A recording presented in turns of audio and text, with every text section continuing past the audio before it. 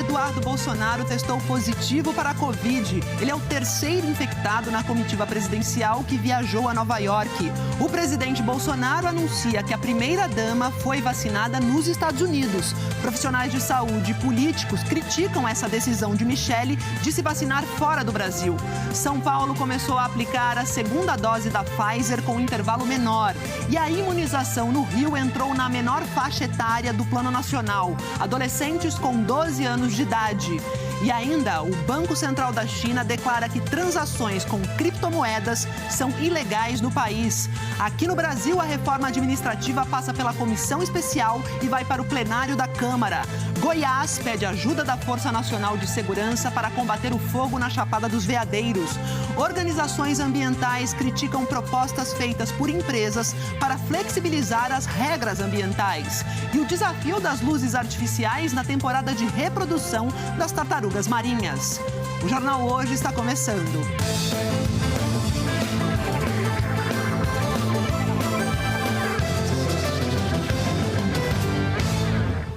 O estado de São Paulo começou hoje a reduzir o intervalo entre as doses da Pfizer de 12 para 8 semanas. Essa é uma orientação do Ministério da Saúde para acelerar a imunização completa aqui no país. Neste posto de saúde na Zona Sul de São Paulo, a fila para a segunda dose estava pequena. O Danilo ficou sabendo ontem da novidade, veio cedo e antecipou em 2 semanas a imunização completa. A minha vacina estava marcada para o dia 7, então daqui a uns 15 dias pelo menos, e eu consegui antecipar, preferi já terminar com essa pendência já, né? Saber pelo menos que a gente vai melhorar um pouquinho a vida, voltar um pouquinho à normalidade é emocionante. A diminuição do intervalo entre as doses da Pfizer intensifica a dependência da cidade pelo imunizante. Hoje, a vacina é usada para a segunda dose de quem já tinha tomado Pfizer, para a dose 1 dos adolescentes, para a dose de reforço dos idosos e para a intercambiabilidade com a AstraZeneca, que ainda acontece nos postos de saúde. Hoje de manhã, 54 pontos de vacinação estavam fazendo o intercâmbio de vacinas na capital. Nós recebemos 232 mil doses para D2 da AstraZeneca, distribuímos em toda a rede. Ontem, inclusive, algumas unidades nossas não tinha, mas aí a gente já fez o processo, estamos autorizados, fizemos o processo de intercâmbio, substituindo pela Pfizer.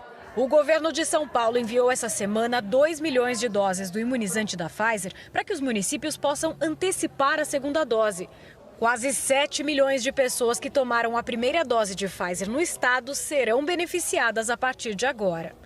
A orientação do Ministério da Saúde para reduzir o intervalo é do dia 15 de setembro. Até agora, pelo menos 6 estados aderiram à recomendação. Na cidade do Rio, a prefeitura está antecipando o intervalo por idade. Essa semana começou a aplicar a dose 2 de Pfizer com 21 dias para pessoas com mais de 50 anos.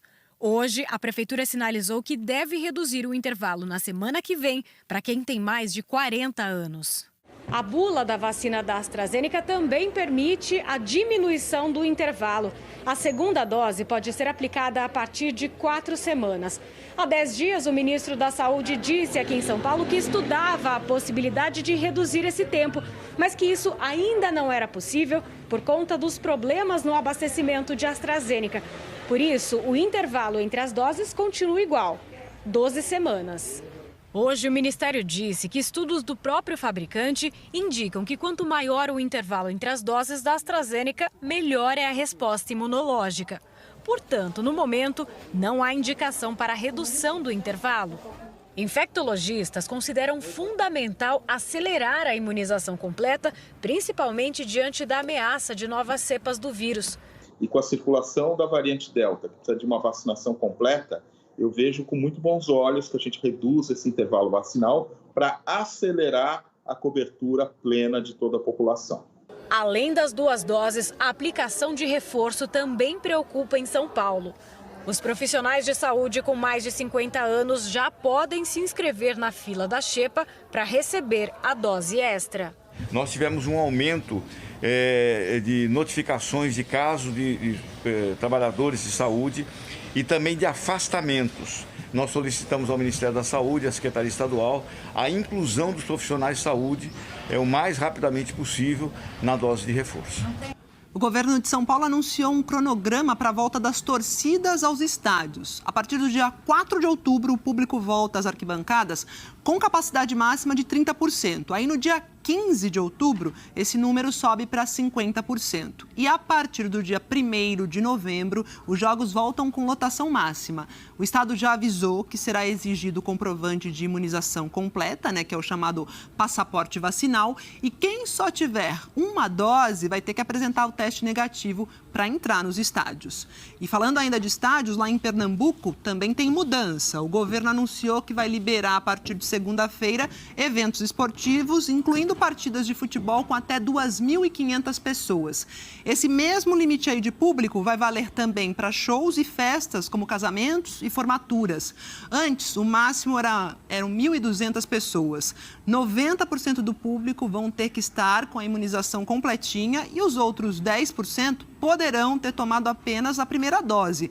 Mas aí eles vão ter que apresentar um teste negativo, tipo RT-PCR. Atualmente, lá em Pernambuco, 400 pacientes com Covid estão internados em UTIs. No começo do ano, gente, esse número chegou perto de 2.000.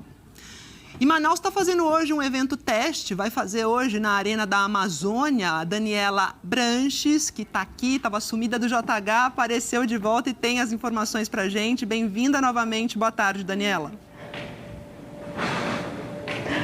Oi, Maju, que bom estar aqui de novo. Boa tarde para você, boa tarde para todo mundo. Pois é um show teste, como você falou, que desde a ideia está sendo acompanhado de perto pelas autoridades de saúde do estado. A apresentação vai ser do cantor de Arrocha, Thierry, e o público é de até 3.000 pessoas, mas outras 500 vão estar trabalhando hoje aqui na área do show, que vai ser realizado nessa área externa da Arena da Amazônia. E claro que quem comprou o ingresso vai ter que seguir algumas regras, entre elas a comprovação da situação vacinal. Boa parte do público já passou por teste de Covid na quarta, na quinta e também tem hoje para fazer esse teste para poder validar o ingresso. Durante o show, Maju, as pessoas vão ser divididas em pequenos camarotes, que é essa estrutura de 4 metros quadrados para 9 pessoas. A máscara é obrigatória e só pode tirar para comer ou beber. Circular durante o show só mesmo para ir ao banheiro. E a fiscalização promete ser rigorosa com agentes da Fundação de Vigilância em Saúde do Estado. Mas esse evento só foi possível depois de um ano de conversa entre empresários e governo do estado do Amazonas. Hoje, 62 pessoas com Covid estão internadas em unidades de terapia intensiva na capital e uma morte por Covid foi confirmada em 24 horas em todo o estado. Mas a gente lembra que Manaus passou por 2 picos graves da pandemia, com muitos casos e mortes, inclusive por falta de oxigênio. O segundo pico da pandemia foi entre os meses de janeiro e fevereiro deste ano. Hoje, mais de 3 milhões de doses das vacinas já foram aplicadas aqui no estado. Maju. Que bom que você traz notícia boa pra gente agora, que continue assim, caindo a Covid por aí, o evento dê certo. Vamos torcer. Obrigada, viu, Daniela? Bom trabalho. E o Rio de Janeiro começa a vacinar hoje a última faixa etária de adolescentes. Esse é um avanço importante, que, segundo os especialistas, não deve e não pode ser motivo para deixar os cuidados de lado. Meninos e meninas de 12 e 13 anos estão tomando a primeira dose da vacina contra a Covid. Assim, o Rio chega hoje à última faixa etária do calendário de vacinação, já que as vacinas ainda não estão liberadas para as crianças. Eu espero que a gente possa voltar a ter uma vida praticamente normal daqui a pouco. Fiquei emocionada, A gente estava esperando por esse momento. Amanhã ainda vai ter repescagem para todo mundo. Hoje também segue a aplicação da dose de reforço para os idosos. Foi graças ao avanço da vacinação que a cidade do Rio atingiu o menor índice de ocupação de leitos de Covid desde o início da pandemia, segundo a Secretaria de Saúde. E a Prefeitura anunciou que pela primeira vez desde o início do ano, todo o município está com risco moderado de transmissão do coronavírus. É muito importante que as pessoas saibam que ainda tem transmissão de Covid-19 na cidade.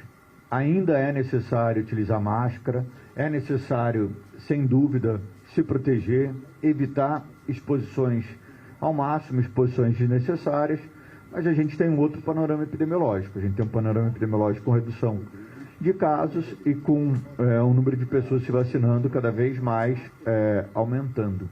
Mais da metade dos moradores da cidade, 53%, já estão imunizados com as 2 doses ou com a dose única. Hoje de manhã, havia 490 pessoas internadas em enfermarias e UTIs no município. Os hospitais já chegaram a ficar com quase 1.500 internados em um dos momentos mais críticos da pandemia. A procura nas unidades da rede estadual também caiu. Na última semana, houve uma redução média de 28% nos atendimentos nas UPAs de pacientes com síndrome respiratória aguda grave e uma queda de 33% nas mortes provocadas pelo coronavírus entre o fim de agosto e o início de setembro. À medida que a gente avança com a vacinação, a gente protege mais as pessoas e a gente diminui o risco das pessoas ficarem doentes. De acordo com o boletim epidemiológico da Fiocruz, divulgado hoje, há uma queda na tendência de casos de síndrome respiratória aguda grave no país. Mas no curto prazo, nas últimas 3 semanas, 8 estados ainda apresentam sinal de crescimento nos casos graves.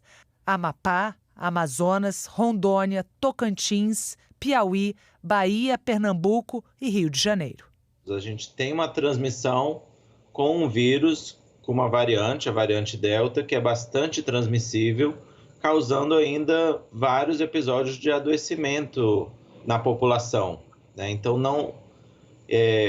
as melhoras são resultados da vacinação, de medidas de controle, mas também não é um ponto de relaxar. A gente viu países como Israel e outros países na Europa que tiveram um aumento do número de casos, um aumento de gravidade, mesmo com uma cobertura vacinal muito alta, né? Então, isso pode voltar a acontecer. Então, isso é um alerta, deve servir de alerta para a gente não relaxar totalmente as medidas de controle. Hora do telão agora com os últimos números da vacinação aqui no Brasil. Levantamento do consórcio de veículos de imprensa feito com as secretarias de saúde dos estados. Subiu o número de vacinados com a primeira dose em 24 horas. 1.251.572. Há 22 dias, esse número não passava de 1 milhão. E 1.031.278 brasileiros tomaram segunda dose ou dose única. E aqui, dose de reforço, 44.907 receberam essa dose de reforço. E no total do dia foram 2.327.757 vacinados. Até agora, a gente tem 144.307.827 brasileiros que receberam a primeira dose. Isso equivale a 67,65% da população. E 84.428.532 que estão completamente vacinados, ou 39,58%, quase 40% da população. Dose de reforço foi aplicada até o momento em 471.117 pessoas, ou 0,22% da população. No mapa aqui, os estados que estão mais adiantados na vacinação completa, eles aparecem em verde mais escuro. Os 5 primeiros, Mato Grosso do Sul, São Paulo, Rio Grande do Sul, Espírito Santo e Paraná. Em Fortaleza, a prefeitura está tentando atrair as pessoas que perderam a data de tomar a vacina contra a Covid. A repescagem está funcionando de acordo com a idade. A Vânia tem 54 anos e veio tomar a primeira dose da vacina contra a Covid só agora. E quando eu recebi o agendamento, eu estava com Covid, então não poderia, tinha que esperar um período. E aí passou o período, e aí como deixando para depois, mas agora deu certo. No Ceará, moradores de todas as cidades precisam se cadastrar numa plataforma do governo do estado para tomar a vacina contra a Covid. Aqui em Fortaleza, a prefeitura faz o agendamento da vacinação com base nesse cadastro. Segundo a Secretaria Municipal de Saúde, cerca de 300 mil pessoas estão lá inscritas, já foram convocadas, mas ainda não apareceram para tomar nenhuma dose. Para atrair quem ainda não se vacinou, a prefeitura passou a atender pessoas acima de 30 anos sem agendamento. É só procurar qualquer local de vacinação, assim como fez o Gildácio. Não deu, que eu trabalho, acabei perdendo. Aí, pelo um amigo, ele me falou que ia ter pescagem, eu acabei vindo e deu certo hoje. Já as pessoas abaixo de 29 anos devem esperar a convocação da prefeitura. A gente atingiu um nível de logística e de organização, que se permite não aglomerar, ter um controle de agendamento de D2, conforme a data que você recebeu a sua D1. Para a segunda dose também precisa de agendamento, mas se chegar à data limite estipulada no cartão e a pessoa não tiver sido convocada ainda, pode comparecer a um dos locais que esteja aplicando a vacina que ela precisa. Estou muito grato, estou muito feliz, graças a Deus. Sem eu ter realizado, ter tomado a segunda, eu estou muito feliz. Em Fortaleza, mais de 73% das pessoas cadastradas tomaram pelo menos uma dose da vacina e mais de 42% completaram o ciclo de vacinação. Entre os adolescentes, 76% foram imunizados com a primeira dose. Agora acontece repescagem para atender os que fizeram o cadastro depois ou os que perderam a data do agendamento, como o Levi. Era para ter vindo dia 29 de agosto, só que eu adoeci. Aí vim hoje. Seu José, de 72 anos, também tinha ficado para trás, mas uma sobrinha o trouxe para tomar a primeira dose agora. E foi uma alegria. Rapaz, eu me sinto feliz, né? Porque é mesmo que eu tenha acertado um bilhete na loteria. A gente está aí, né, com quase 40% da população completamente vacinada no país e o avanço da vacinação já está se refletindo na retomada do trabalho presencial. Não faz muito tempo que a Liliane conheceu o escritório da empresa e os novos colegas de trabalho. Ela foi contratada durante a pandemia pela internet e ficou 3 meses só no home office. A vacina contra a Covid foi indispensável para ela poder conhecer de verdade o novo emprego. Depois que eu tomei a primeira dose, já fiquei meio assim, né? Mas depois da segunda que realmente eu consegui sair de casa e conhecer todo mundo. Quando você conhece o lugar e você dá cara às pessoas, dá forma para as pessoas, você cria uma relação diferente, né? Aqui na empresa onde a Liliane trabalha, 95% dos funcionários já tomaram a primeira dose e 25% estão com esquema de vacinação completa. No mês que vem, quando esse percentual chegar a mais ou menos 75%, vai começar um novo modelo de trabalho por aqui. Nem todo mundo vai trabalhar no escritório todo dia. Com isso, a empresa nem vai precisar mais de tanto espaço, tanto que eles estão entregando 12 dos 15 andares que ocupam nesse prédio. A retomada deve acontecer 3 dias por semana em casa e 2 vezes por semana no escritório. A gente vai ter desde um aplicativo que agenda qual dia que você vem para o escritório, qual mesa você vai sentar, com um controle bem rígido, até porque a gente está no meio de uma pandemia ainda. A maior fabricante de sistemas de controle de ponto do país fez uma pesquisa com 200 empresas clientes espalhadas pelo Brasil. 62% delas disseram que pretendem retomar o trabalho presencial. 30% planejam adotar um modelo de trabalho híbrido. Em 35% de todas as companhias, o retorno dos funcionários para os escritórios depende da vacinação completa. A nossa percepção foi uma resposta positiva para o retorno presencial, uma vez que eles já se sentem seguros com a segunda dose da vacina e uma vez que as questões de distanciamento social, máscara, álcool em gel, elas acabaram já fazendo parte do nosso dia a dia. A vacinação, que protege a gente da Covid, faz efeito também na economia. Essa empresa de eventos passou por meses difíceis durante a fase mais crítica da pandemia. De 130 funcionários, chegou a ter 48. Agora já está com 78 pessoas e ainda está contratando. Todos devem estar com o cartão de vacinação completo em dia, o que é exigido pelo RH. Só assim para poder trabalhar e testemunhar a retomada de um dos setores mais afetados pela Covid. Hoje você vê que depois da vacinação, o setor de evento é outro, né? Nossa área, graças a Deus, está voltando e está voltando muito mais rápido do que nós estávamos esperando. Isso é muito bom, é vida, né? Todo mundo vê as pessoas felizes. Agora, os dados da pandemia reunidos pelo consórcio de veículos de imprensa com as secretarias estaduais de saúde. Em 24 horas, o Brasil registrou 661 mortes. No total, 593.018 pessoas perderam a vida para a Covid. Foram confirmados 25.348 novos casos de quarta para quinta-feira. Total de casos, 21.307.960. A média móvel de casos tem aumento de 100% em 2 semanas. São aqui 34.366 por dia Isso se deve, em parte, àquela atualização no sistema de notificação do Ministério da Saúde, que fez com que vários estados divulgassem mais de 160 mil casos represados desde o início da pandemia. A gente vem mostrando isso no telão aí ao longo da semana. Tem também o efeito da semana do feriado, de 7 de setembro, quando os registros foram menores. Esse feriado impacta também a média de mortes, que está em 534 por dia. A gente tem aqui, alta pelo segundo dia seguido, uma alta de 18%. No mapa, agora, a situação nos estados brasileiros, temos 9 estados com alta na média de mortes hoje. Em estabilidade, são 8 estados e o Distrito Federal e 9 estados em queda. Mais detalhes sobre a situação do seu estado você confere em g1.com.br/coronavírus. E os Estados Unidos definiram quem deve tomar a dose de reforço da vacina contra a Covid.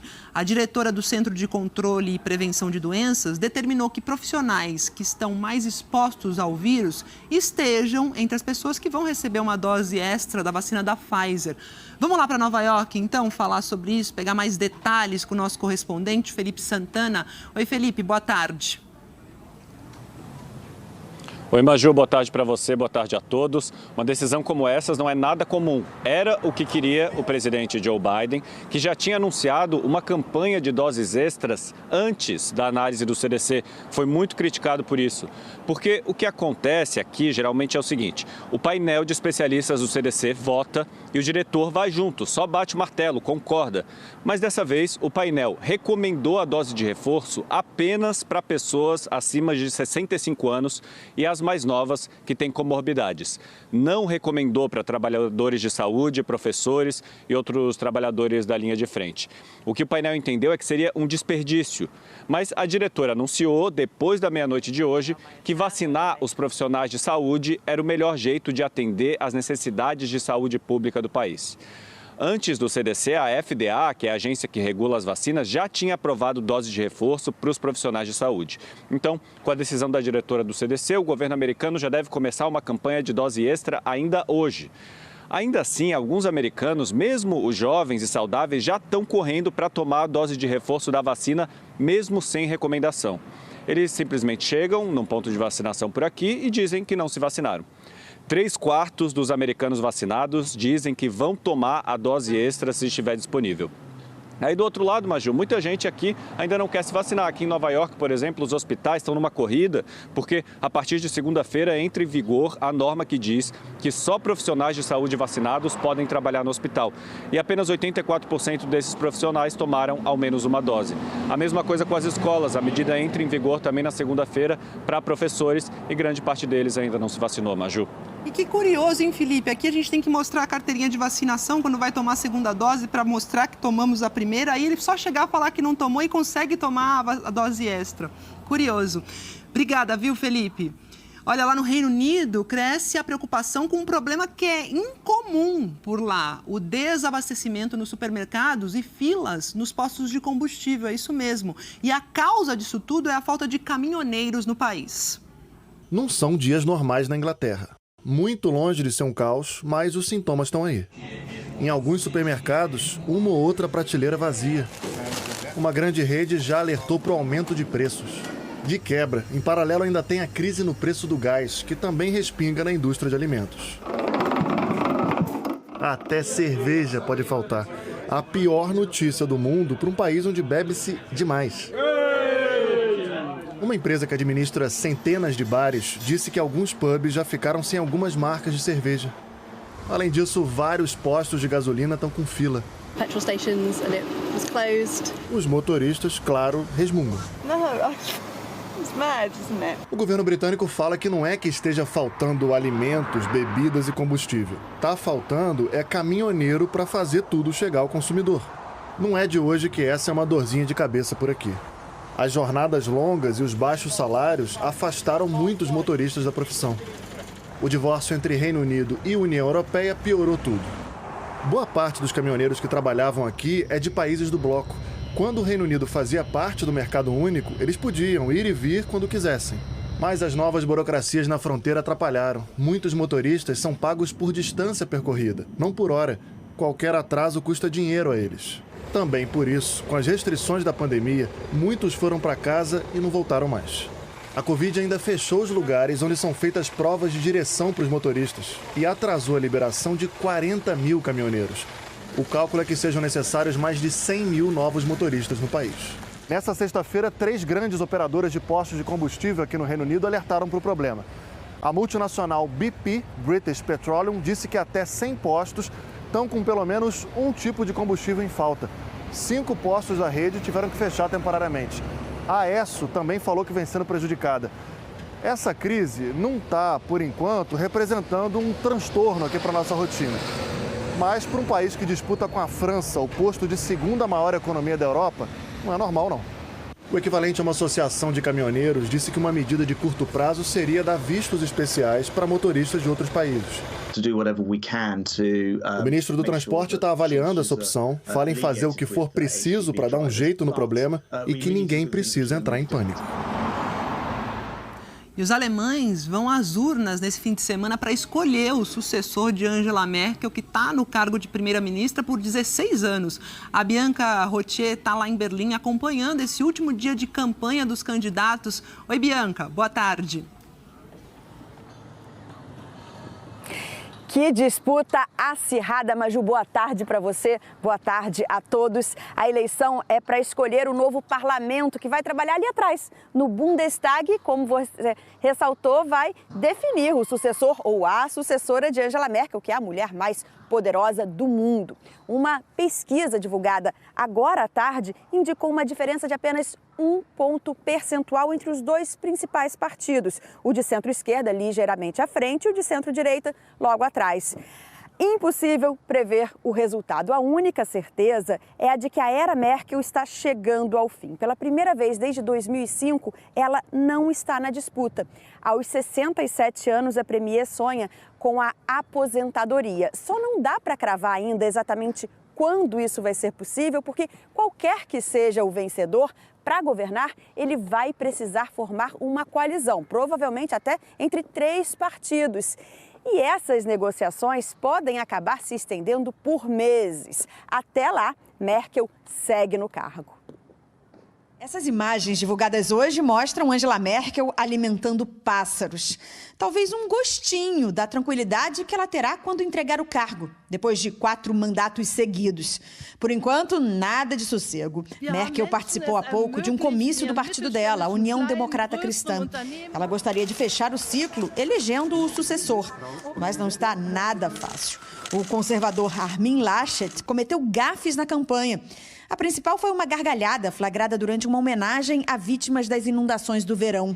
Numa pesquisa divulgada nesta sexta, a CDU aparece 1 ponto percentual atrás do Partido Social Democrata, o SPD. O líder, Olaf Scholz, é o ministro das Finanças do governo de coalizão. Ao mesmo tempo em que promete reformas, ele tenta vender uma certa imagem de continuidade. Afinal, o legado de Merkel é inegável. A cientista que estudou física e química quântica acabou fazendo história na política. Trouxe estabilidade em meio a turbulências. Ajudou o país a superar a crise financeira global e a crise do euro, com palavras duras. Mas também com um coração aberto durante a crise migratória, quando permitiu a entrada de cerca de 1 milhão de refugiados no país. E agora, na pandemia, Merkel controlou os números com transparência. Die dritte Welle der Pandemie hat unser Land fest im Griff. Nas ruas, a gente vê uma pressão por mudanças, porém nada radical. Especialmente os mais jovens, que nunca viram ou então nem se lembram de outra pessoa no comando do país, querem uma nova liderança. Mas não escondem o respeito pela Mutti, a mamãe, como Merkel passou a ser carinhosamente chamada. É o caso da Melina, que nasceu no ano em que Merkel se tornou a primeira mulher a liderar a Alemanha. Eu acho que ela deixou um legado, mas um legado que pode ir além. Fez um bom trabalho, só que também é bom começar algo novo.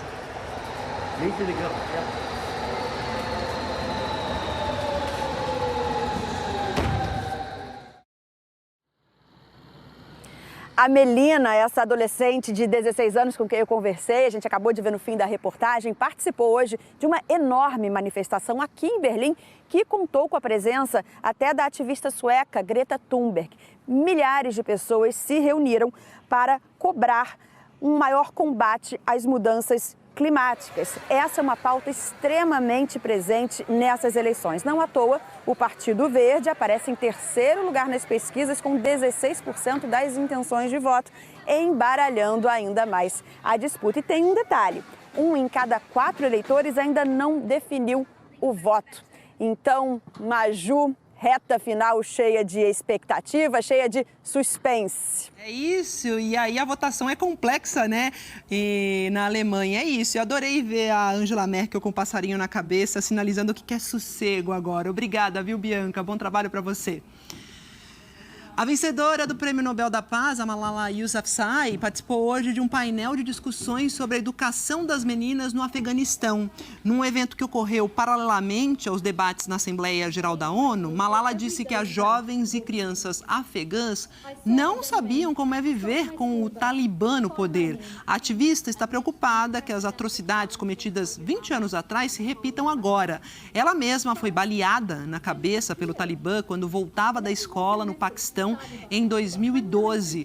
Malala disse que não podemos fazer concessões quando se trata da proteção do direito das mulheres e da dignidade humana. E o governo espanhol disse hoje que o líder separatista catalão, Carles Puigdemont, deve enfrentar a justiça no país. Ele foi detido pela polícia italiana no aeroporto de Algero quando chegava à ilha de Sardenha na noite de ontem. Depois de comparecer a um tribunal italiano, ele foi liberado. O governo espanhol acusa o ex-líder de sedição, alegando que ele ajudou a organizar um referendo de independência em 2017, considerado ilegal pelos tribunais espanhóis. Ele vive na Bélgica, onde trabalha como membro do Parlamento Europeu. Ele viajou para Sardenha para um festival de folclore e um encontro com autoridades locais. E o Banco Central lá da China transformou em ilegal todas as transações financeiras com criptomoedas no país e advertiu que quem não respeitar as normas vai ser investigado por responsabilidade penal.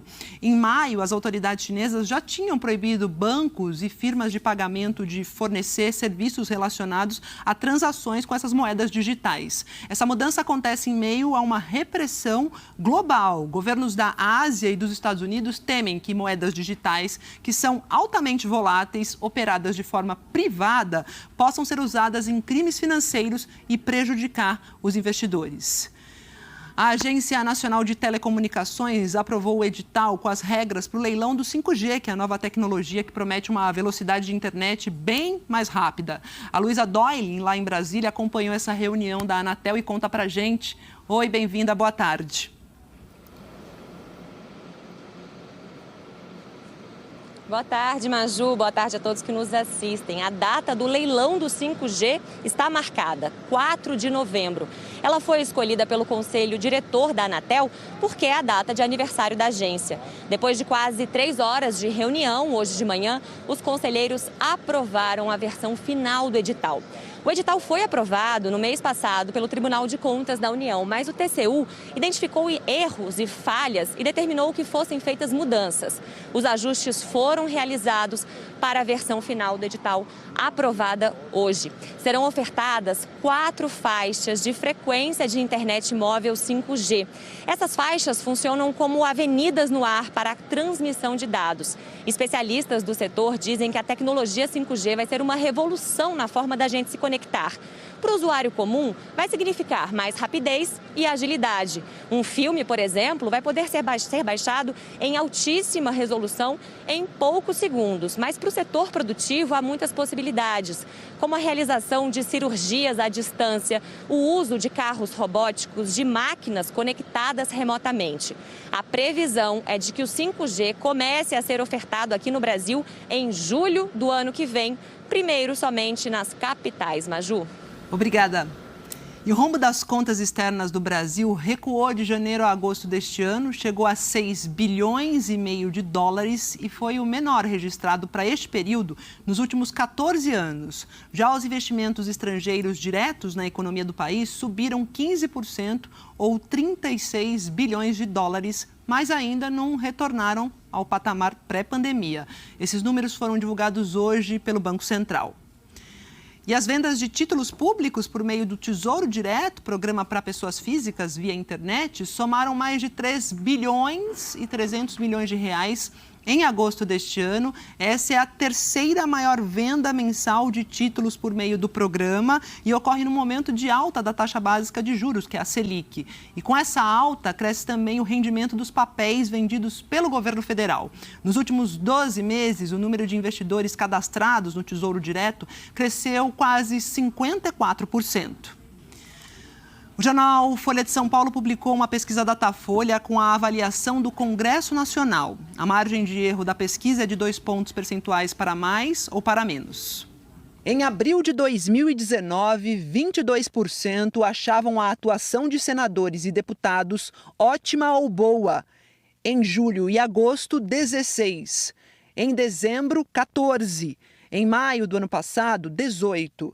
17% em agosto, 14% em julho deste ano, agora 13%. Antes, 41% consideravam regular. Na sequência, 42%, 45%, 38%, 47%, 43% em 2 pesquisas e agora são 40%. Os que achavam a atuação dos parlamentares ruim ou péssima eram 32%, depois 38%, 35%, 45%, 32%, 37%, 38% e agora subiu para 44%. Não sabiam 5%, 4% em 2 pesquisas, 3%, 4% em mais 2 vezes, 5% e agora 3%. O Datafolha entrevistou 3.667 pessoas em 190 municípios de segunda a quarta-feira da semana passada. E uma operação da Polícia de São Paulo prendeu hoje 6 traficantes na Cracolândia, no centro da capital. Essa ação desmontou um esquema de comércio de drogas que funcionava em um hotel da região.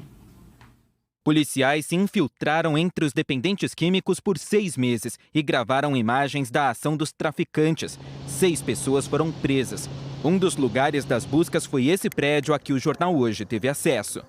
O cheiro, principalmente de urina, é muito forte. Os corredores são estreitos, tem muita sujeira. Segundo a polícia, era aqui que os traficantes se reuniam e também guardavam drogas. E os quartos, com diária de R$ 5,00, eram alugados pelos dependentes químicos. Os dependentes ficavam aqui por dias e até semanas consumindo drogas. No chão, restos de crack. As paredes estão queimadas e mofadas. No lugar de colchões, espumas velhas e rasgadas. Alguns quartos até têm TV, mas não funcionam. Já as câmeras, segundo os investigadores, ficavam ligadas 24 horas por dia para controlar os dependentes químicos. Nós apreendemos drogas nesse hotel aqui, inclusive escondidas, que estavam aqui, muito escondidas na parte de cima do hotel. E essas drogas servem para fazer aqui o delivery para os hóspedes. Muita degradação e exposição dos dependentes, a vontade dos traficantes de ganhar dinheiro em cima de pessoas totalmente debilitadas. A Prefeitura de São Paulo diz que pretende desapropriar os imóveis que são usados pelos traficantes e construir moradias populares para quem vive na região. Essas moradias, o primeiro prédio dessas moradias, deve ser entregue no ano que vem.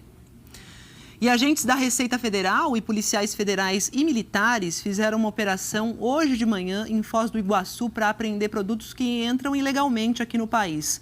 Com as fronteiras fechadas, nossas equipes flagraram criminosos transportando produtos da Argentina para o Brasil pelo Rio Iguaçu. Na Ponte da Fraternidade, que está fechada por causa da pandemia, apenas caminhões podem passar. Mas no Rio Iguaçu, que fica logo abaixo, o trânsito de embarcações é intenso. Imagens exclusivas mostram vários homens cruzando o Rio Iguaçu, da Argentina para o Brasil, com barcos cheios de produtos sem nota fiscal. Durante a investigação, drones da Receita Federal flagraram o mesmo barco fazendo várias viagens em apenas um dia. Esse barco já fez umas 5, 6 viagens hoje. Bom, nós não podemos afirmar com certeza se é um grupo somente ou se são vários grupos operando ali no mesmo local. O que ocorre é o crime de descaminho, né? Eles estão introduzindo mercadorias estrangeiras sem o devido pagamento dos tributos. Depois de chegar ao Brasil, as mercadorias originais que entram irregularmente no Brasil são repassadas para comerciantes em Foz do Iguaçu. Com uma câmera escondida, entramos numa loja que vende produtos argentinos.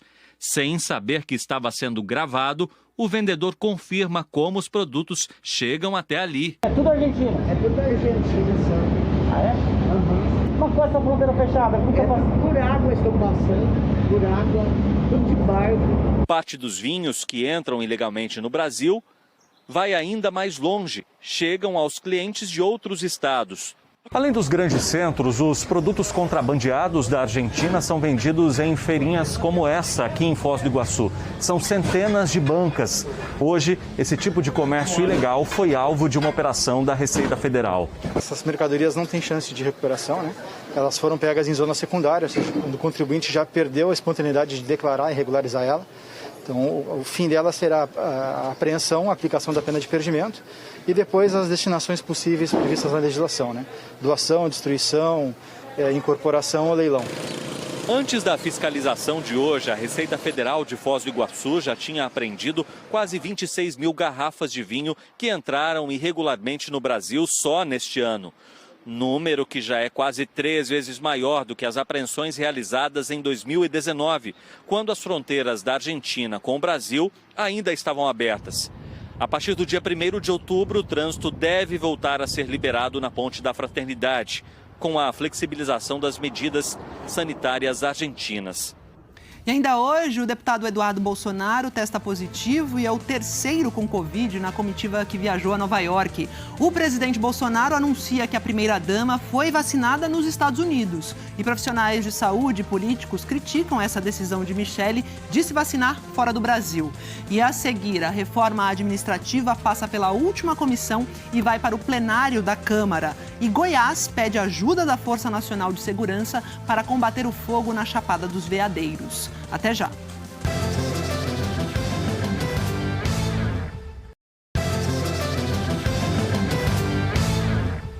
Os candidatos isentos da taxa de inscrição do Enem do ano passado e que não compareceram para fazer as provas têm até este domingo para se inscrever na edição deste ano. Esses estudantes tinham sido proibidos pelo MEC de se inscrever para as provas deste ano, mas o STF, em decisão unânime, autorizou. Então, para se inscrever, é só entrar na página do participante no site do INEP. Mas muita atenção, para essas pessoas, o exame não vai ser em novembro, que é a data dos que já estavam inscritos antes, mas os dias 9 e 16 de janeiro de 2022. E uma comissão da Câmara dos Deputados aprovou a proposta de reforma administrativa com regras novas para os futuros funcionários públicos. Essa proposta ainda precisa ser votada em 2 turnos no plenário da Câmara e também em 2 turnos no plenário do Senado. A proposta do Executivo estava pronta desde o fim de 2019, mas o presidente Jair Bolsonaro, sob pressão, só enviou o texto ao Congresso em setembro do ano passado. Na Câmara foram 3 meses de debate, 70 audiências públicas e 6 versões do mesmo relatório.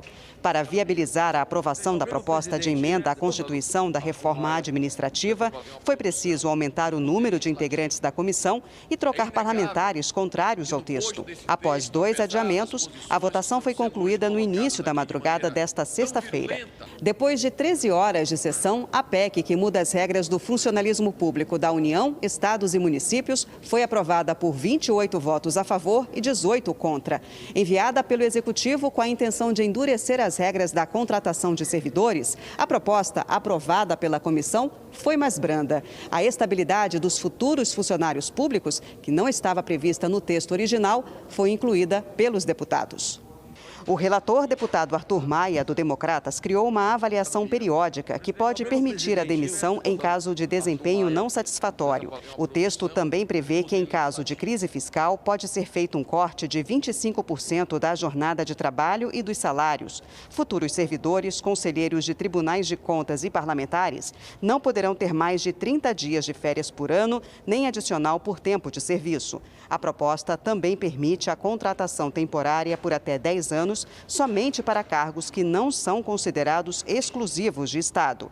Regra que não poderá ser aplicada, por exemplo, para servidores que exerçam as chamadas atividades finalísticas de controle, inteligência, regulação, fiscalização e de segurança pública. Profissionais da segurança fizeram forte pressão sobre os parlamentares e conseguiram impor uma derrota ao texto do relator. Um destaque do PROS, PSC e PTB foi aprovado, transformando a Guarda Municipal em órgão policial. O texto prevê a pensão integral para familiares de policiais mortos em serviço, inclusive para o beneficiário que já possui renda. As Forças Armadas e os integrantes do Judiciário, como promotores, procuradores e juízes, ficaram de fora da reforma. O relator afirma que a proposta representa um avanço para o funcionalismo público. Um texto equilibrado e sensato e que, de fato, contribui de maneira decisiva para o desenvolvimento da condição do serviço público a ser prestado no país. Mas, durante a votação, deputados criticaram as mudanças aprovadas. Eu vejo aqui muitos apoiando a PEC porque ela acaba com privilégios, o que não é verdade, obviamente, que ela não moderniza, não torna mais eficiente, não gera economia, não cumpre a função que ela se diz vir para cumprir. Mais de 7 milhões de trabalhadores devem receber até o fim deste ano parcelas do FGTS em dobro. São funcionários de empresas que aderiram a um plano do governo que permitiu a suspensão dos depósitos por 4 meses durante o período mais grave da pandemia.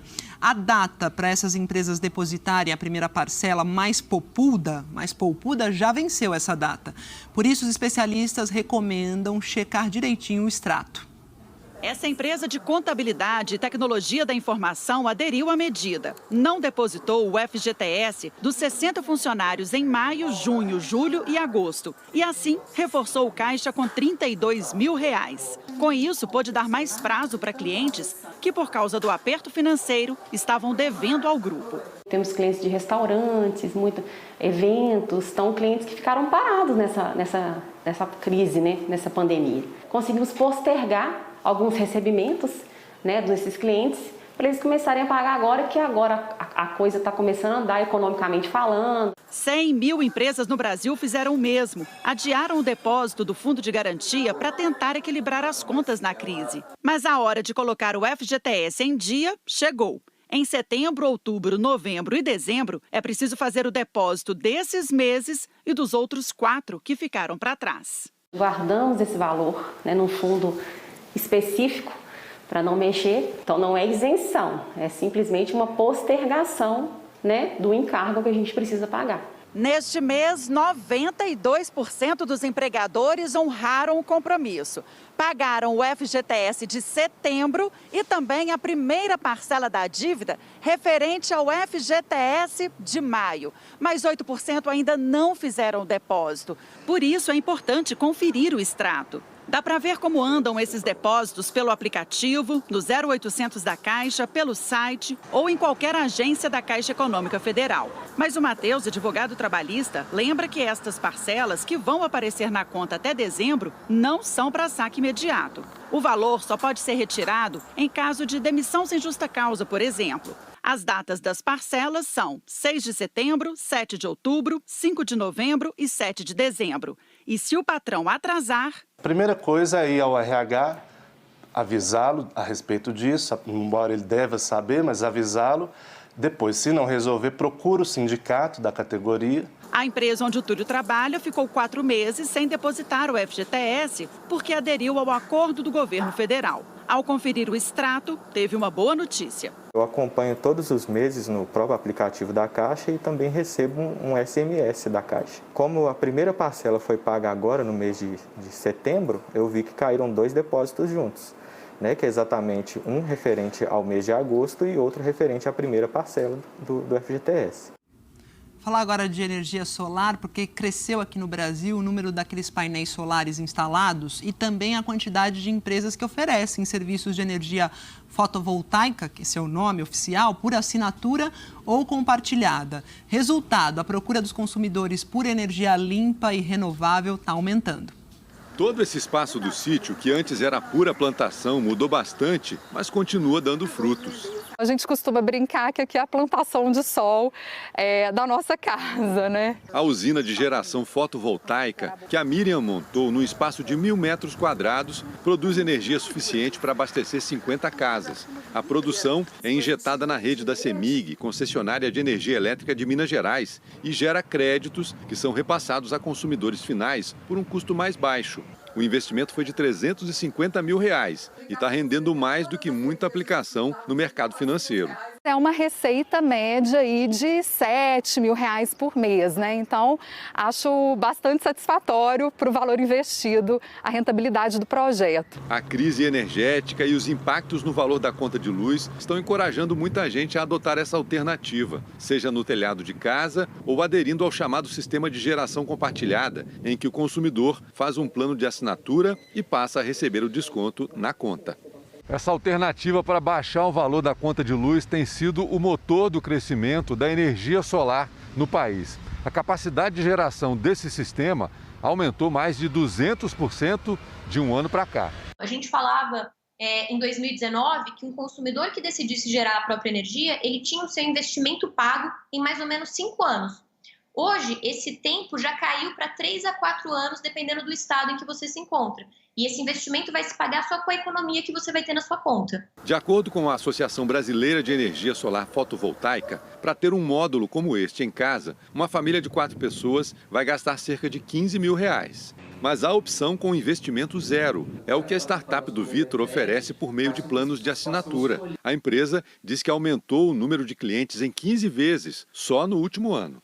Nossa empresa é uma plataforma 100% digital que tem parcerias hoje com mais de 20 usinas solares e de energia renovável no estado de Minas Gerais. Então isso faz com que qualquer tipo de negócio ou residência tenha acesso à energia limpa sem necessidade de instalar placa, sem taxa de manutenção. A gente consegue oferecer entre 10% e 20% de desconto dependendo do negócio ou da residência. A Thelma virou consumidora de energia solar para aliviar o bolso e adorou o bônus que veio junto, a satisfação de poupar também o planeta. É uma energia limpa que contribui para o desenvolvimento sustentável. Você usa uma energia que não está causando nenhum impacto no meio ambiente. Plantação de sol, como disse a primeira entrevistada. Em Goiás, a força-tarefa que está combatendo os incêndios lá na região da Chapada dos Veadeiros quer agora a ajuda da Força Nacional de Segurança. 13 dias de fumaça em Alto Paraíso de Goiás. Está insuportável, tanto para a gente como para as crianças. E quem acaba sofrendo é quem mora na cidade e as pessoas que vão apagar o fogo, né? Todo ano esse pesadelo, na região toda, não é só na Chapada não. Aí queima bicho, queima criação, chega de pasto, queima tudo. Se você tem uma lavoura de cana, queima tudo. A área queimada na Chapada dos Veadeiros cresce com a mesma velocidade que os focos de incêndios aumentam. 36 mil hectares foram destruídos, 18 mil dentro do Parque Nacional. Todo dia é feita uma análise via satélite, né, de onde está um grande foco ali com possível risco de propagação. Tudo baseado no que já queimou, baseado na direção do vento. Além de apagar o fogo, a coordenação da Força Tarefa tem mais um desafio: os casos de Covid entre os combatentes. No começo dessa semana, 3 bombeiros deixaram o serviço porque testaram positivo. E agora, mais 16 brigadistas do Instituto Chico Mendes vão para casa porque também estão com a doença. A coordenação da Força Tarefa pediu mais ajuda. Estamos em tratativas com a Força Nacional para o apoio do contingente que eles possuem e o acionamento de um helicóptero de 12 lugares para o transporte do pessoal. Em uma das fazendas onde um dos primeiros grandes focos começou, a polícia constatou que o fogo foi provocado por ação humana. Quando a gente coloca fogo intencionalmente em uma área que não deveria queimar, a gente está reduzindo as nossas possibilidades de futuro, né? Então, a gente está reduzindo a biodiversidade, a gente está reduzindo os serviços ecossistêmicos e, em última instância, a gente está afetando o bem-estar humano. A Chapada dos Veadeiros faz parte do Cerrado Brasileiro, que já tem 17% a mais de focos de incêndios do que no mesmo período do ano passado. O mundo olha para o Brasil reconhece a importância da manutenção dos biomas brasileiros e essas questões simplesmente hoje elas não podem ser minimizadas por um simples discurso, né? Eu acho que o que a gente precisa agora são ações concretas, efetivas e muito rápidas para reverter essa situação de degradação ambiental que hoje afeta todos os biomas brasileiros.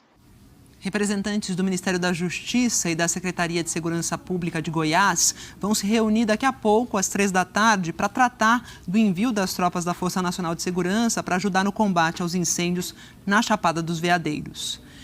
Em Mato Grosso, bombeiros combatem 2 incêndios de grandes proporções no Pantanal e no Cerrado. Na cidade de Nobres, o fogo consumiu 6.000 hectares até agora. Esse incêndio já dura 8 dias e o combate é feito com a abertura de trilhas na mata e com o apoio de aeronaves. Na aldeia Umutina, em Barra do Bugres, na região do Pantanal, o fogo está sem controle. O local é de difícil acesso. Ao todo, 64 famílias indígenas correm o risco de perder as casas com o avanço das chamas. Bombeiros de Tangará da Serra, com a ajuda da Defesa Civil, trabalham para tentar controlar esse incêndio. E no Tocantins, uma força-tarefa combate incêndios na floresta conhecida como Mata do Mamão, dentro da ilha do Bananal, que é a maior ilha de água doce do mundo. O grupo é formado por 160 pessoas do IBAMA, do ICMBio e da FUNAI. De agosto até agora, os incêndios florestais já consumiram 1/3 da Mata do Mamão, que é o equivalente a 45.000 campos de futebol. Uma central de monitoramento tem acompanhado via satélite a formação de novos focos com o objetivo de agilizar o trabalho dos brigadistas, reduzindo assim o tempo de reação das equipes. E organizações ambientais criticaram propostas que foram feitas por empresas que querem flexibilizar regras ambientais. Esse documento foi encaminhado pelo Ministério da Economia ao Ministério do Meio Ambiente. O documento, elaborado por empresas do setor do agronegócio, mexe com 14 regras ambientais. Entre as propostas, a liberação de licenças ambientais. O texto defende que as licenças sejam automáticas se houver demora na análise do pedido. E o documento não traz uma sugestão do prazo de espera para que o processo seja então agilizado. Os empresários pedem também o afrouxamento de regras que dificultam o desmatamento da vegetação nativa da Mata Atlântica.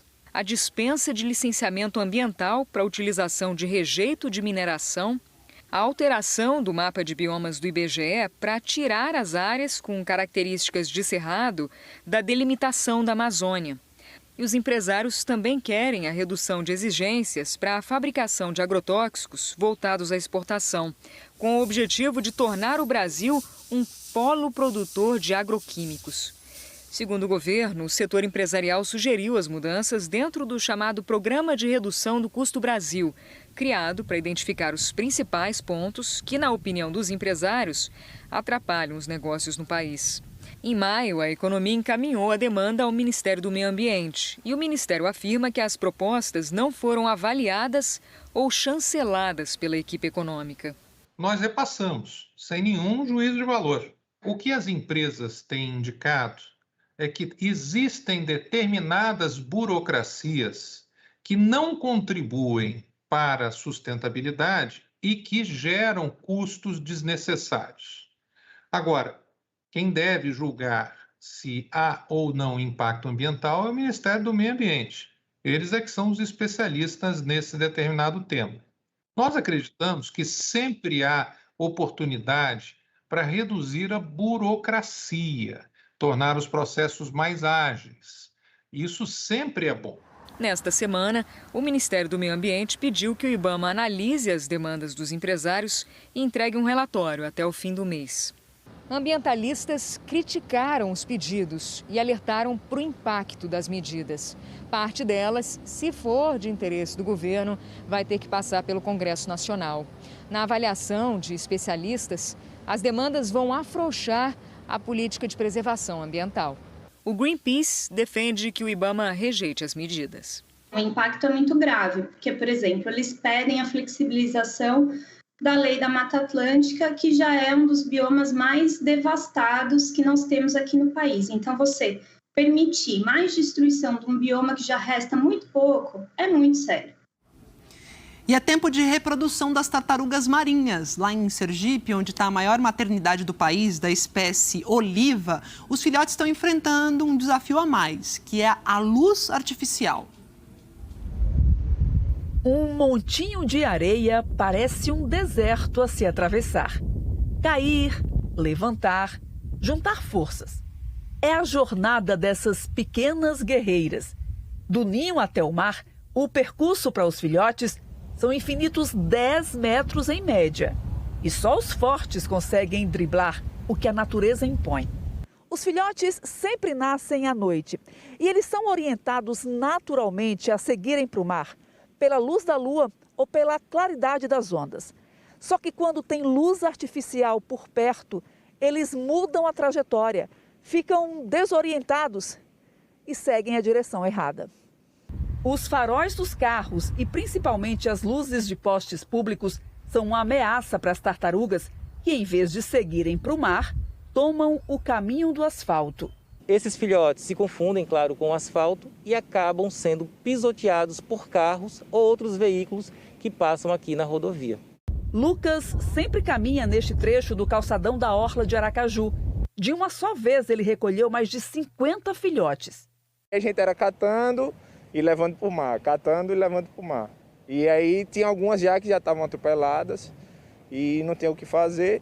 Com a ampliação de trechos de praia, cresce a preocupação do Projeto Tamar, fundação que atua na preservação da espécie. Nessa obra, 17 quilômetros de espaço estão sendo construídos próximos a uma área de desova. O Ministério Público Federal abriu um procedimento administrativo para apurar se há descumprimento da legislação ambiental. O ICMBio, Instituto Chico Mendes de Conservação da Biodiversidade, emitiu um laudo que aponta que são necessários ajustes nas luminárias para não desorientar os filhotes. A Fundação tem observado essa construção na Orla da Ataraia, que é importante para o desenvolvimento e os equipamentos turísticos na capital. Porém, a legislação precisa ser cumprida. Estamos abertos a discutirmos se existem questões que os órgãos ambientais entendem a mais em relação ao que ficou de condicionante, nós estamos abertos a discutir. Tadinha das tartarugas, ficam maluquinhas. Previsão do tempo, agora com Eliana Marques chegando aqui, sextou. Como é que fica o tempo hoje, Eliana? Boa tarde. Boa tarde para você também, Maju. Boa tarde a todos. Olha, o sol e o calor predominam em grande parte do país. E por causa disso, a umidade do ar cai bastante, principalmente onde o mapa está mais escuro, aqui entre o centro-oeste e até o Tocantins. Parte dessa área aí tem previsão de chuva hoje, mas vai ser aquela chuva irregular. Pode vir forte devido às instabilidades nos níveis mais altos da atmosfera. Previsão de chuva também nas outras áreas que aparecem em verde aqui no mapa e aí tempo firme, né, onde ele está amarelo. Ontem já choveu e com granizo, que não é muito comum, onde a gente vê essas nuvens crescendo aqui, olha, pegando lá o Tocantins, inclusive, também parte de Mato Grosso. Em algumas cidades ali não chovia há uns 3 meses. Hoje o granizo pode atingir o centro-oeste lá do Amazonas. E na cidade de Alvorada, que fica no sul do Tocantins, antes da chuva, ventou forte ontem. As rajadas arrastaram, como a gente vê aí, essa tenda. E Belém teve um inverno mais chuvoso em 72 anos. Choveu 700 milímetros, foi o segundo maior volume da história, segundo o Instituto Nacional de Meteorologia. O inverno mais chuvoso foi em 1949, com 750 milímetros. No Nordeste, hoje a chuva se concentra em Maceió, Aracaju e Salvador. Amanhã diminui na capital baiana, mas continua nas outras duas. E de Salvador até Recife tem risco de ressaca até amanhã à noite. Já de Caravelas, que fica no sul da Bahia, até Santos, aqui no litoral de São Paulo, ondas bem mais altas, de até 3,5 metros, valendo esse aviso até hoje à noite, Maju. E São Paulo esquentou, Eliana? Esquentou, né? De manhã estava até friozinho, olha, mas foi esquentando rápido, né? A máxima prevista aqui para São Paulo era de 27 graus, mas já pode chegar aos 28 hoje. Esquentou também no Rio e em Vitória, todas elas sem previsão de chuva. Já no sul, parou de chover em Porto Alegre, ainda tem possibilidade de chover em Floripa, Curitiba. O frio diminuiu, mas não tá calor. Bem diferente do centro-oeste, com máximas aí de 41 graus lá em Cuiabá. 37 em Goiânia, 36 em Campo Grande, só Goiânia e também Brasília, com possibilidade de pancadas de chuva hoje. 41 em Cuiabá, a gente não se acostuma com isso. É sempre um número que choca, né? Chocante, Exato. É isso. Amanhã o que você destaca? Bom, amanhã eu falo da volta da chuva, gente, para a parte do Sudeste e também do Centro-Oeste, incluindo essas capitais. Olha, São Paulo, Rio, Belo Horizonte, Campo Grande e Cuiabá, né? Todas elas têm previsão de chuva, pancadas, né, isoladas e com pouco volume nesse primeiro sábado da primavera. Vai ser pouquinha chuva, olha, São Paulo só 2 milímetros, e Rio, Campo Grande e Cuiabá com 5, um pouquinho mais lá em Belo Horizonte, mas para onde está muito seco, esse pouquinho de chuva já pode aliviar um pouco esse ar muito seco, né? Agora tem risco de temporal, viu? Atenção, principalmente entre Goiás até o leste de Mato Grosso e também no sul de Minas, avançando até a divisa com Rio e São Paulo. Ou seja, esse calor, né, pode provocar aquelas chuvas mais fortes que já são bem comuns na primavera, Maju. É isso, Eliana. Obrigada a todo mundo avisado. Até segunda-feira. Até segunda. Bom fim de semana. Em Pernambuco, um projeto está levando cor às ruas do Recife e está estimulando o carinho pela cidade. A caixa de concreto que guarda a fiação elétrica no Parque da Jaqueira, zona norte do Recife, aos poucos recebe pinceladas de cor e inspiração, até que surge um aquário. A arte ela vem para emocionar e para fazer com que você interaja com o ambiente de uma forma mais afetiva. O banco de cimento também ganha cara nova com o trabalho da artista visual Priscila Lins. Ela brinca com as palavras e, com letra caprichada, faz um convite. O Aqui Se Sente é um chamado, né? A contemplação. Sinto muito a necessidade, acho que é uma necessidade minha e talvez de muitas pessoas, de trazer um pouco de serenidade, né? Para esse momento que a gente está atravessando, né? À base de uma placa, caixas de telefonia, uma parede, tudo vira tela. O projeto, que começou por iniciativa dos próprios artistas, hoje tem apoio da prefeitura. É a arte abraçando quem passa pela cidade num momento tão desafiador como este de pandemia.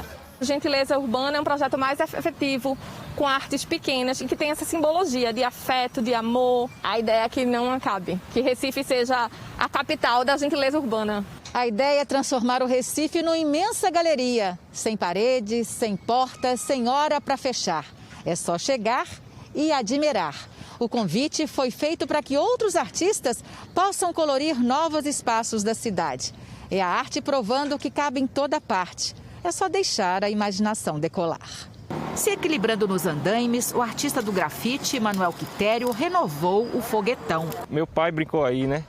Então, de certa forma, eu estou também devolvendo um pedaço dessa infância, né, para todos os adultos também. Ele também encheu de cores a barraca de miudezas do seu José Antônio. Achei bom, bonito. Até os pais do artista ganharam uma tela gigante, num caminho por onde eles passam sempre. A cada sinal de um colorido, de um novo rumo, vai fazer bem as nossas vidas. Eu acredito que as pessoas elas olham para a obra de arte e elas criam um carinho e é natural que queira se manter, né? Quem está vendo ali, quem está se enxergando retratado, tem um carinho maior pela cidade também, né? Eu fico, maravilhada que a arte não fica presa em um lugar só. É bom ver a arte livre. A cor que a vida às vezes nos tira. Que a gentileza urbana gere gentileza. No Globo Repórter de hoje tem uma dupla saudável que é a base da alimentação aqui brasileira, arroz e feijão. Separados, eles já são uma maravilha. Juntos, ficam muito melhor. Em cada região do país, uma receita. Feijoada, tutu de feijão, arroz carreteiro, arroz com pequi. Até o acarajé da baiana leva feijão, fradinho. Como essa combinação pode ficar ainda mais nutritiva? As dicas para economizar na cozinha. Dos muros da comunidade carioca para o mundo da internet. A mulher que ensina a raspar o prato e fazer render a cesta básica. Tem até rocambole de feijão e hambúrguer de arroz. A ciência na cozinha. Arroz e feijão se transformam em bolos, doces, macarrão, tem até biscoito. E o banco de grãos e sementes que protege o arroz e o feijão do futuro. É hoje no Globo Repórter. Delícia! A seguir, o deputado Eduardo Bolsonaro testa positivo e é o terceiro com Covid na comitiva que viajou a Nova York. O presidente Bolsonaro anuncia que a primeira-dama foi vacinada nos Estados Unidos. E profissionais de saúde e políticos criticam essa decisão de Michele de se vacinar fora do Brasil. Até já!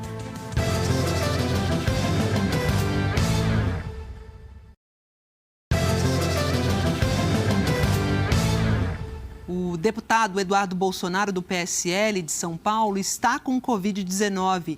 Em uma rede social, o deputado afirmou que está bem. O deputado, que é um dos filhos do presidente Jair Bolsonaro, estava na comitiva da viagem aos Estados Unidos, onde o presidente participou da Assembleia Geral da ONU. Ele é o terceiro integrante da comitiva a ser diagnosticado com Covid. Os outros dois são o ministro da Saúde, Marcelo Queiroga, que ficou lá em Nova York em quarentena, e um diplomata da comitiva brasileira que seria responsável pelo planejamento da viagem. O nome dele não foi divulgado. Quem também está com Covid é a ministra da Agricultura, Tereza Cristina. Segundo a assessoria de imprensa do Ministério, o resultado foi confirmado hoje de manhã em um exame PCR. A ministra disse que passa bem e que vai ficar em quarentena de acordo com orientação médica. Todos os compromissos presenciais foram cancelados. Tereza Cristina estava na semana passada na Itália para a reunião de ministros da Agricultura do G20, que é o grupo que reúne as principais economias do mundo. E o ministro da Advocacia Geral da União, que é o Bruno Bianco, também está com Covid. A assessoria informou que ele está sem sintomas e em isolamento.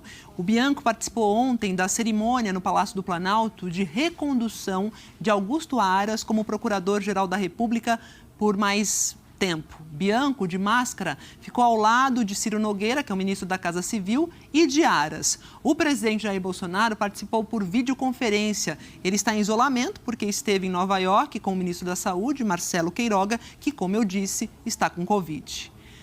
E uma declaração do presidente Jair Bolsonaro à revista Veja foi duramente criticada por políticos e profissionais da saúde. Em entrevista à revista publicada hoje, Bolsonaro disse que a primeira-dama, Michele Bolsonaro, decidiu tomar vacina contra a Covid nos Estados Unidos. Michele integrou a comitiva do governo que foi a Nova York para a Assembleia Geral das Nações Unidas. E pessoas com a idade da primeira-dama podem se vacinar em Brasília desde o dia 23 de julho. A escolha de Michele Bolsonaro de tomar a vacina fora do Brasil motivou críticas de infectologistas que reforçaram a credibilidade da Anvisa e do Plano Nacional de Imunização e de políticos também, que disseram que a primeira-dama não deu um bom exemplo aos brasileiros. Primeiro, ela está de parabéns por ter se vacinado. A vacina salva vidas e ela faz a coisa correta.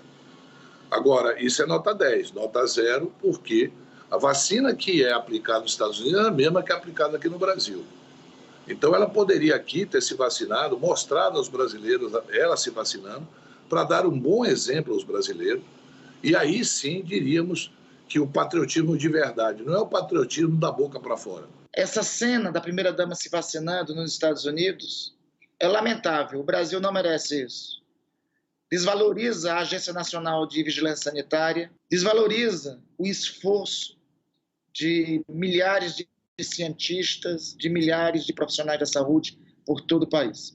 Lamentável e triste. O Programa Nacional de Imunização foi instituído no país em 1973 e desde então, com base num dos maiores programas de imunização do mundo, nós conseguimos reduzir substancialmente a transmissão de várias doenças infecciosas, o que incluiu a redução muito importante da mortalidade de pessoas, fundamentalmente crianças e adolescentes. A Agência Nacional de Vigilância Sanitária tem responsabilidade na aprovação desses produtos, de tal forma que garantam a segurança e a eficácia para o povo brasileiro. Vacina aplicada neste país não só é segura, como eficaz, efetiva. Os números, para quem ainda tinha alguma dúvida, os números têm apontado nessa direção e é fundamental que, com base no processo de imunização, a gente retome a nossa normalidade. Nós questionamos o Palácio do Planalto e a assessoria da primeira-dama sobre por que ela se vacinou nos Estados Unidos. mas não tivemos resposta. A edição eletrônica do jornal Folha de São Paulo acaba de divulgar um novo trecho da pesquisa Datafolha sobre a pandemia do coronavírus. 71% dos entrevistados consideram que a pandemia está controlada em parte. Para 9%, ela está totalmente controlada. Outros 20% avaliam que ela está fora de controle. 1% não sabe dizer. A grande maioria defende a máscara obrigatória. 91% responderam que o uso de máscara deveria ser obrigatório enquanto a pandemia não estiver controlada. 9% disseram que não deveria. Lembrando que nessa pesquisa, o Datafolha entrevistou 3.667 pessoas de segunda a quarta-feira da semana passada. O Ministério Público de São Paulo criou uma força-tarefa para investigar a operadora de planos de saúde, a Prevent Senior. 5 promotores vão acompanhar o inquérito policial que apura a aplicação do chamado kit Covid, que é composto pela hidroxicloroquina e a azitromicina, em pacientes que morreram de Covid. Esses medicamentos são comprovadamente ineficazes contra a doença. Essa força-tarefa também vai analisar documentos compartilhados pela CPI da Covid no Senado. O Procurador-Geral de Justiça de São Paulo foi responsável por criar a força-tarefa e determinou atenção total à investigação. É evidente que se a pessoa estava adoentada, se estava com Covid, tinha comorbidades, e se foi usado um tratamento reconhecidamente ineficaz, nós podemos sim ter responsabilização penal por crime contra a vida. Mas vamos aguardar, vamos ver o que vem. Nós ainda não recebemos os documentos da CPI. A partir daí é que nós vamos começar a trabalhar e entender efetivamente o que aconteceu. E setembro é o mês da sensibilização para a doação de órgãos e tecidos em todo o país. As centrais de transplante tentam retomar o ritmo de antes da pandemia, que afetou drasticamente as doações e as cirurgias. Ingrid deixou o trabalho de manicure porque faz hemodiálise 3 vezes na semana. Hoje, para não ficar sem renda, ela faz as unhas das amigas que vão até a casa dela. Não tinha nenhuma comorbidade até então. Foi uma doença autoimune, né, que ela prejudicou somente o meu rim. O sonho de fazer o transplante de rim foi adiado por causa da pandemia. Com a pandemia, eles diminuíram os transplantes com doadores vivos, né? Então, querendo ou não, diminuiu a possibilidade, né? Minha mãe, meu esposo havia feito o exame, né, para testar a compatibilidade e até acabei ficando sem saber, né, se algum dos dois, né, são compatíveis ou não. Nos hospitais, ficou mais difícil de conseguir doadores. Isso porque aumentou em 44% o número de pessoas que não puderam doar por contraindicações relacionadas à Covid. Os leitos também ficaram mais escassos. Às vezes você tinha um doador viável, feito os exames, a família autorizava a doação e tal. Muitas vezes você não tinha leito para transplantar, porque estava ocupado pelo Covid. Muitas vezes você ofertava o órgão, não tinha voo para vir buscar o órgão. Em todo o país, segundo a Associação Brasileira de Transplante de Órgãos, houve uma queda no número de transplantes. A situação é mais grave para quem precisa de um rim. A queda no número de transplantes de coração foi de 15% e de fígado, queda de 9%. Quem chega na central de transplantes já encontra um apelo logo ali na parede. É um pedido. Seja um doador de órgãos, converse com a sua família. Esse pedido está sendo feito em todo o Brasil numa força-tarefa para aumentar o número de transplantes. Durante a pandemia, diminuiu e muito esse número. Hoje, em Mato Grosso do Sul, 4 pessoas esperam um coração, 277 estão na fila para um transplante de córneas e 147 pessoas esperam por um rim. Diria que é tipo um pós-guerra, né? Uma coisa assim que teve uma devassa e agora, aos poucos, cada central vai ter que fazer uma força-tarefa para retomar o transplante, né? O Antônio é de Manaus, teve hepatite B, que deu origem a uma cirrose hepática e entrou para a fila do transplante de fígado. A cirrose agravou, daí apareceram uns nódulos no fígado, né? Foram 6 anos de espera e no mês passado ele recebeu o fígado em Fortaleza. Na época que ligaram daqui para lá, para o Amazonas, para o meu telefone, tinha que me dispensar urgente para vir para cá. E tinham achado doador? Tinha achado doador. Vida longa. Pelo menos um tipo de transplante registrou aumento no primeiro semestre desse ano, com relação ao mesmo período do ano passado, que foi o transplante de medula. A ida ao hospital agora é prova de superação, só para fazer exames de rotina. Mas no ano passado, quando recebeu o diagnóstico de leucemia e da necessidade de transplante de medula óssea, o Wilker viveu aqui a angústia da espera por um doador, que só terminou há 2 meses. Com mais ou menos uns 8 meses apareceu um doador compatível no banco. A emoção é muito grande. O Wilker foi um dos 649 pacientes que receberam medula óssea de um doador no primeiro semestre. O número de transplantes desse tipo foi quase 20% maior que no mesmo período do ano passado.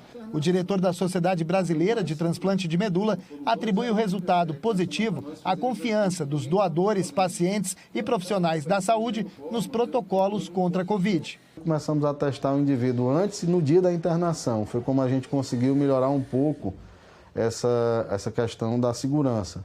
Quem espera por um transplante de medula óssea depende de voluntários cadastrados. E para isso só é preciso ir até um hemocentro, onde vão ser colhidos 5 ml. Um frasquinho desse aqui de sangue, que vai passar por uma análise para indicar compatibilidade com quem está precisando. Por isso, quanto mais pessoas cadastradas, maior a chance de encontrar o doador. Os dados genéticos de todos os voluntários vão para o REDOME, que é o Registro Nacional de Doadores Voluntários de Medula Óssea, interligado com cadastros do mundo inteiro. O André carrega no braço a data do transplante, que para ele foi um renascimento, e o nome da doadora, que foi encontrada nos Estados Unidos. A americana diz como é bom saber que algo que ela fez foi capaz de ajudar e salvar um marido, um pai, que vai ter mais tempo com todos que ama. E foi o filho do André o responsável por uma imagem que viralizou enquanto o pai esperava por uma medula. A iniciativa virou página na internet, que incentiva os cadastros de novos doadores. Eu digo que é o seguinte, imagina só você ir dormir, colocar a cabeça no travesseiro e saber que foi um instrumento de Deus para salvar a vida de alguém aqui na Terra. Saber que você está sendo a resposta de Deus para as orações que aquelas pessoas fizeram para que fosse encontrado um doador de medula. É assim que a Beth se sente depois de conhecer a página criada pelo André, se cadastrar e doar a medula neste ano. E a gente que doa, a gente se recupera muito rápido, graças a Deus. E é uma atitude da gente tão simples, mas que para uma outra pessoa é uma vida. E ainda, segundo o diretor da Sociedade Brasileira de Transplante de Medula, além da confiança na testagem contra a Covid, as doações continuam aumentando porque existe um processo contínuo de esclarecimento, de envolvimento dos mais jovens, de fidelização de quem se cadastrou para que mantenha o endereço atualizado. Na página do JH lá na internet, você encontra o link para o site do Registro Nacional de Doadores de Medula Óssea para se informar sobre como e onde se cadastrar e se tornar um doador. Obrigada pela companhia, JH fica por aqui. Você acompanha outras notícias no Jornal Nacional. Para rever as reportagens, vai lá ao Globoplay. Boa tarde, ótimo fim de semana, até segunda-feira.